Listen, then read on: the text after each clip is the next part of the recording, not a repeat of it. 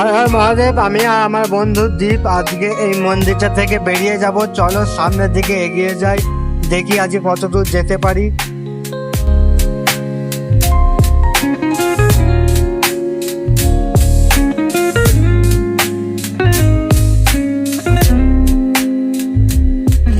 আমি আমার বন্ধু দীপ সামনের দিকে এগুলো থাকছি।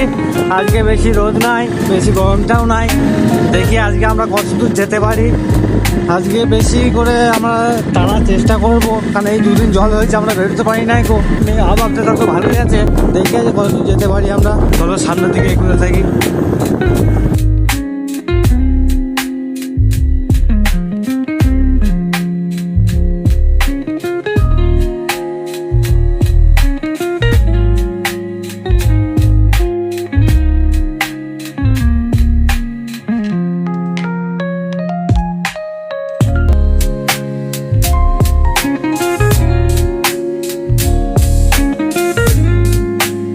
যেতে যেতে মহাদেবের সঙ্গে দেখা হলো, দেখে আমার খুব ভালো লাগলো। তোমাদের কীরকম লাগলো জানাবে কিন্তু। মহাদেবকে দেখে নেওয়ার পর সামনের দিকে আমি আর আমার বন্ধু দীপ রওনা দিলাম, দেখি আবার কত দূর যেতে পারি।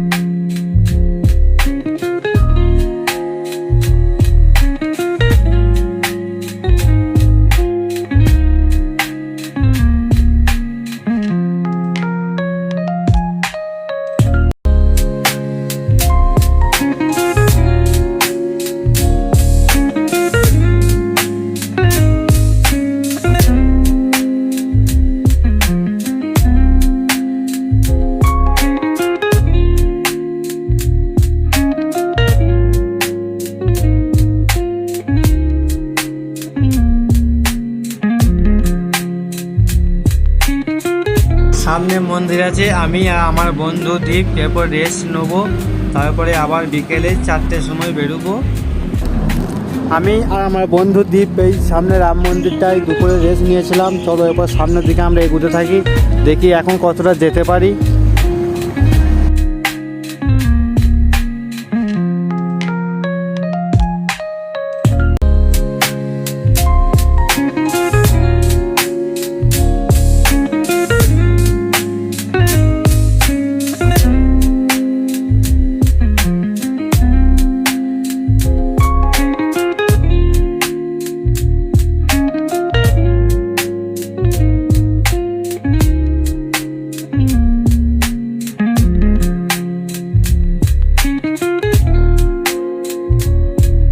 আমি আমার বন্ধু দীপ রাস্তাতে যাচ্ছিলাম, ওই দাদারা আমাদেরকে ডাকলো, ডেকে এখানে বললো চা খেয়ে যা। চা খেয়ে তারপর আমরা আসলাম। চলো এরপর আমরা রওনা দিয়ে দিলাম। সামনে গিয়ে তোমার ভাই অনেক কিছু দেখাতে চলেছে। ইউটিউব থেকে দেখলে তোমার ভাইয়ের চ্যানেলটা সাবস্ক্রাইব করে দিও, ইনস্টাগ্রাম থেকে দেখলে তোমার ভাইয়ের চ্যানেলটা ফলো করে দিয়ে যেও।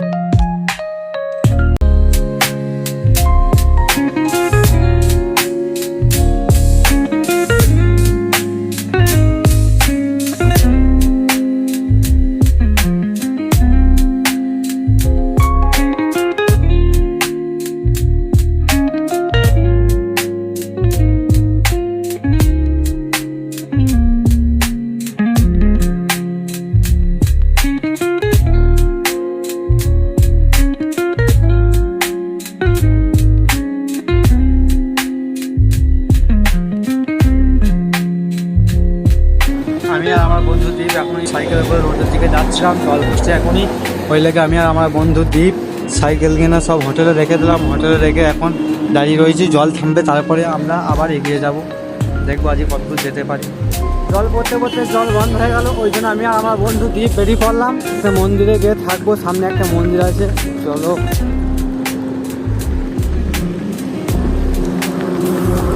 আমি আমার বন্ধু দীপ যাচ্ছি এখন সামনের দিকে এগিয়ে। দীপ বললো সামনে একটা মন্দির আছে, ওখানে গিয়ে রেস্ট নেবো। আমি আমার বন্ধু দীপ সবাই সামনের দিকে দেখবো।